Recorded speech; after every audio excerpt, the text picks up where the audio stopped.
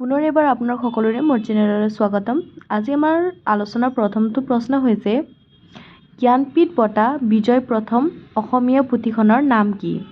ইয়াত 4টা অপশ্যন দিয়া আছে। তাৰে ভিতৰত শুদ্ধ উত্তৰটো হ'ব অপশ্যন নম্বৰ বি মৃত্যুঞ্জয়।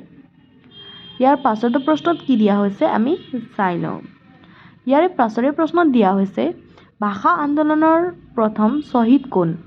এ Ranjit Borpujari, B Liladhar Barua, C Maniram Dewan, D Mukunda Kakati. ইয়াৰ শুদ্ধ উত্তৰটো হ'ব option number A Ranjit Borpujari. ইয়াৰ পাছৰটো প্ৰশ্নত কি দিয়া হৈছে আমি চাই লওঁ। ইয়াৰ পাছৰে প্ৰশ্নত যোৱাৰ আগতে আপোনালোকে চেনেলটো যিসকল নতুনকৈ আহিছে তেওঁলোকে ছাবস্ক্ৰাইব কৰি ল'ব। অসমৰ স্বীকৃতিপ্ৰাপ্ত প্ৰথমটো আঞ্চলিক দলৰ নাম কি? এ আকালি দল, B Telugu Desam, C Asom Gana Parishad, D Shiv Sena. ইয়াৰে শুদ্ধ উত্তৰটো হ'ব 4টাৰ ভিতৰত option number C Asom Gana Parishad.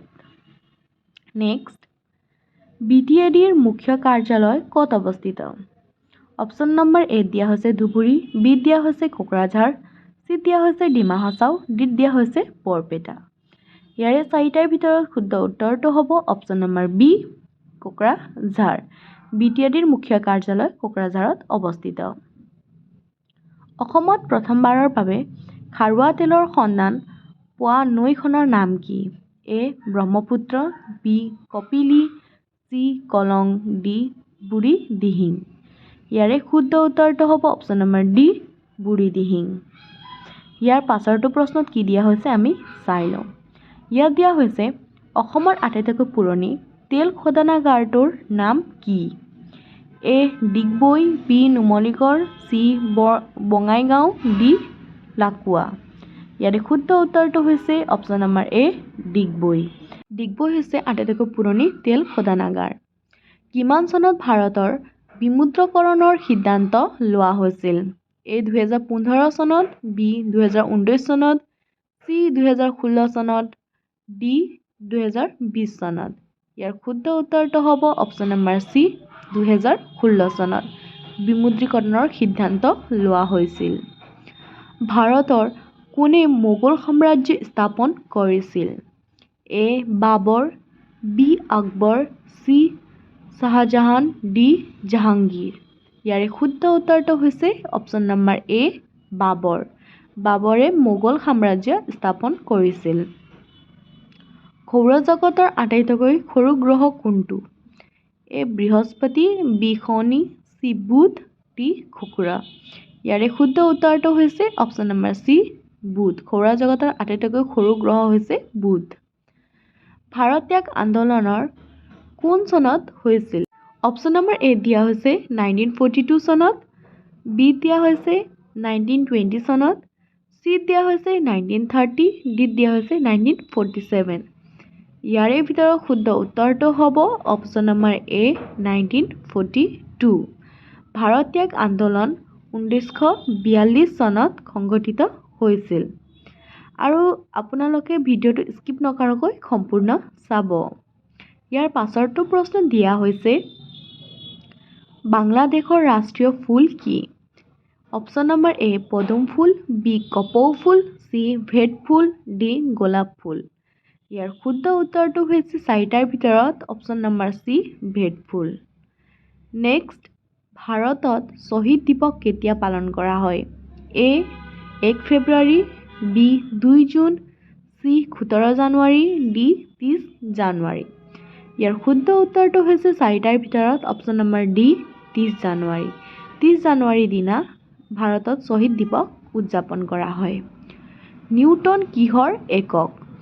এ শক্তি, বি পোহৰ উজ্জ্বলতা, চি বায়ুমণ্ডলীয় চাপ, ডি বল। এ বি চি ডি 4টা অপশ্যন দিয়া হৈছে। তাৰে ভিতৰত শুদ্ধ উত্তৰটো হ'ব অপশ্যন নম্বৰ ডি বল। নিউটন বলৰ একক। বিশ্ব স্বাস্থ্য সংস্থাৰ মুখ্য কাৰ্যালয় ক'ত অৱস্থিত? New York, Geneva, Paris, Washington. ইয়াৰো 4টা অপশ্যন দিয়া হৈছে। তাৰে ভিতৰত শুদ্ধ উত্তৰটো হৈছে অপশ্যন নম্বৰ বি জেনেভা। জেনেভাত মুখ্য কাৰ্যালয় অৱস্থিত। কপাৰৰ ৰাসায়নিক সংকেত কি? CO, CR, CP, CU।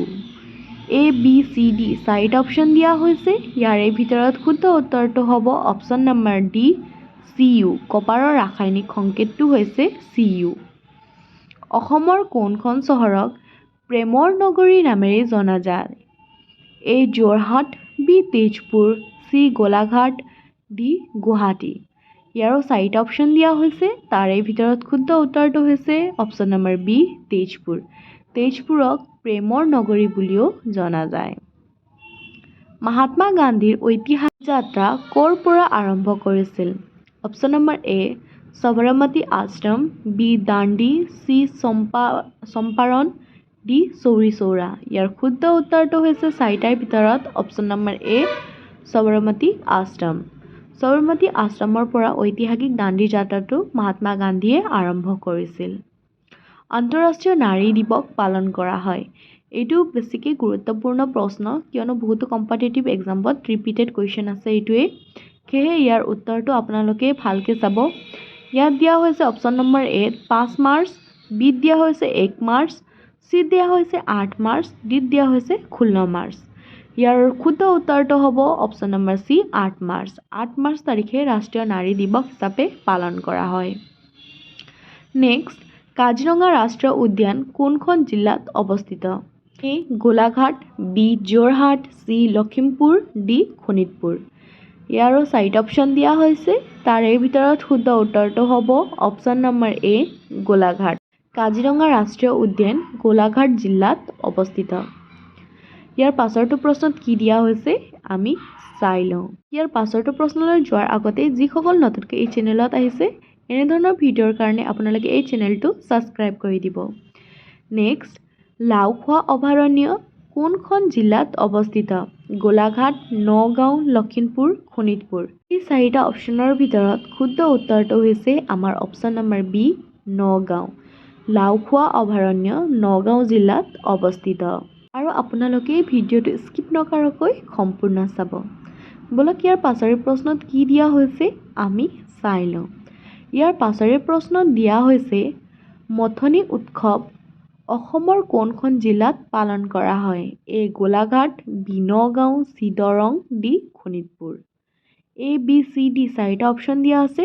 তাৰে ভিতৰত শুদ্ধ উত্তৰটো হ'ব অপশ্যন নম্বৰ চি দৰং। দৰঙত উদযাপন কৰা হয়। চমাংকান কোন জনগোষ্ঠীয়ে পালন কৰে? Option number A Bodo, option number B Dimasa, option number C Karbi, option number D Mising. ইয়াৰ শুদ্ধ উত্তৰটো হৈছে অপশ্যন নম্বৰ চি কাৰ্বি। কাৰ্বিসকলে পালন কৰে। এৰাবাটৰ সুৰ ছবিখনৰ পৰিচালক কোন আছিল? Option number A Phani Sarma, option number B doctor Bhupen Hazarika, option number C Lakshyadhar Choudhury, option number D Sunil Ganguly. ইয়াৰে শুদ্ধ উত্তৰটো হৈছে option number B doctor Bhupen Hazarika. Bhupen Hazarika আছে ছবিখনৰ পৰিচালক। প্ৰথম অসমীয়া শিশু চলচ্চিত্ৰখনৰ নাম কি? অবুজ বেদনা, জয়মতী, এৰাবাটৰ সুৰ, তেজীমলা। ইয়াৰ শুদ্ধ উত্তৰটো হৈছে চাৰিটাৰ ভিতৰত অপশ্যন নম্বৰ এ অবুজ বেদনা। প্ৰথম অসমীয়া শিশু চলচ্চিত্ৰ অবুজ বেদনা। অসমীয়া বোলছবিৰ প্ৰথমগৰাকী মহিলা পৰিচালকৰ নাম কি? মনীষা হাজৰিকা, ৰীমা দাস, মলয়া গোস্বামী, মৃদুলা বৰুৱা। ইয়াৰে চাৰিটাৰ ভিতৰত শুদ্ধ উত্তৰটো হ'ব অপশ্যন নম্বৰ এ মনীষা হাজৰিকা। মনীষা হাজৰিকা আছিল প্ৰথমগৰাকী মহিলা পৰিচালক। বৰদলৈ ট্ৰফী প্ৰতিযোগিতা কিমান চনত আৰম্ভ হৈছিল? এ 1948, বি 1951, চি 1952 আৰু ডি হৈছে 1950। ইয়াৰে ভিতৰত শুদ্ধ উত্তৰটো হৈছে অপশ্যন নম্বৰ চি 1952। বৰ্মন বংশৰ শ্ৰেষ্ঠ ৰজাজনৰ নাম কি বা কোন আছিল? ইয়াতো চাৰিটা অপশ্যন দিয়া হৈছে, যেনেকৈ ভাস্কৰ বৰ্মন, পুষ্য বৰ্মন, মহেন্দ্ৰ বৰ্মন, ভূতি বৰ্মন।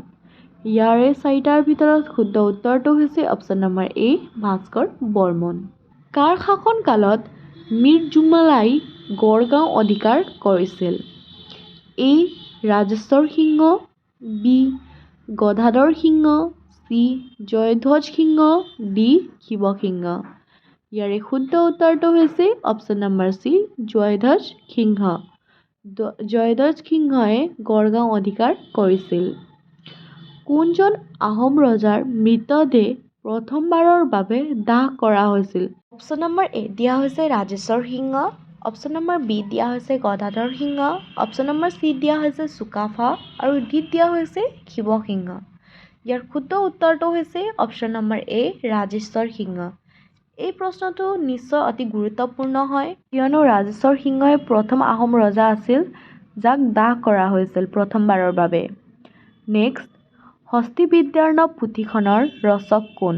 এ সুকুমাৰ বৰকাইত, বি চাণক্য, চি আলবেৰুনি, ডি ইউৱেং চাং। ইয়াৰ শুদ্ধ উত্তৰটো হৈছে অপশ্যন নম্বৰ এ সুকুমাৰ বৰকাইত। সুকুমাৰ বৰকাইত হস্তিবিদ্যাৰ্ণৱ পুথিখনৰ ৰচক।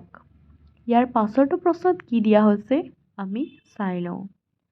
ভাৰতৰ ক্ষুদ্ৰতম ৰাজ্যখনৰ নাম কি? এ অৰুণাচল প্ৰদেশ, বি অসম, চি গোৱা, ডি ছিকিম। ইয়াৰে চাৰিটাৰ ভিতৰত শুদ্ধ উত্তৰটো হৈছে অপশ্যন নম্বৰ চি গোৱা। গোৱা হৈছে ভাৰতৰ ক্ষুদ্ৰতম ৰাজ্য। ভাৰতৰ বৃহত্তম মৰুভূমিখনৰ নাম কি? এ থৰ মৰুভূমি, বি চাহাৰা মৰুভূমি, চি গোবি মৰুভূমি, ডি কালাহাৰী মৰুভূমি। ইয়াৰ শুদ্ধ উত্তৰটো হৈছে অপশ্যন নম্বৰ এ থৰ মৰুভূমি। কথকলি নৃত্য কোন ৰাজ্যৰ? এ অৰুণাচল প্ৰদেশ, বি কেৰেলা, চি তামিলনাডু, ডি কৰ্ণাটক। ইয়াৰ চাৰিটা অপশ্যন দিয়া হৈছে, তাৰে ভিতৰত শুদ্ধ উত্তৰটো হৈছে অপশ্যন নম্বৰ বি কথকলি নৃত্য কেৰেলা ৰাজ্যৰ। ক্ৰিকেট খেলৰ জন্ম কোন দেশত হৈছিল? এ চীন, B Bharat, C England, D New Zealand. ইয়াৰ শুদ্ধ উত্তৰটো হৈছে অপশ্যন নম্বৰ চি ইংলেণ্ড। ইংলেণ্ডত জন্ম হৈছিল। প্ৰশ্ন দিয়া হৈছে প্ৰথম এছিয়া গেমছ ক'ত অনুষ্ঠিত হৈছিল? এ ডুবাই, বি দিল্লী, চি চীন, ডি জাপান। ইয়াৰ শুদ্ধ উত্তৰটো হৈছে অপশ্যন নম্বৰ বি দিল্লী। প্ৰথম এছিয়ান গেমছ দিল্লীত অনুষ্ঠিত হৈছিল। ইয়াৰ পাছৰে প্ৰশ্নত কি দিয়া হৈছে চাই লওঁ।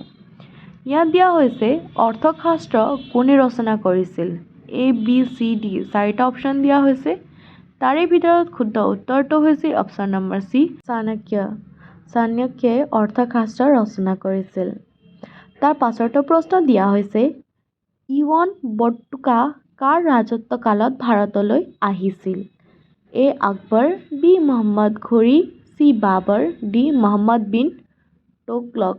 ইয়াৰ শুদ্ধ উত্তৰটো হৈছে option number D Muhammad bin Tughlaq. ইয়াৰ পাছৰে প্ৰশ্নত কি দিয়া হৈছে আমি চাই লওঁ। ইয়াৰ পাছৰে প্ৰশ্নত দিয়া হৈছে শ্ৰীলংকাৰ ৰাষ্ট্ৰীয় প্ৰতীক কি? যেনেধৰণে বিভিন্ন ৰাষ্ট্ৰৰ বিভিন্ন ধৰণৰ প্ৰতীক থাকে, সেইদৰে শ্ৰীলংকাৰ ৰাষ্ট্ৰীয় প্ৰতীক।